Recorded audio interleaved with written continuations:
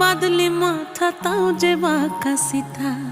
মেদিনীপুরে রায়না চিরন বাঁকুড়ার ওই ফিতা, আর যতন করে বাঁধলি মাথা তাও যে বাঁকা সিথা। পেছ পায়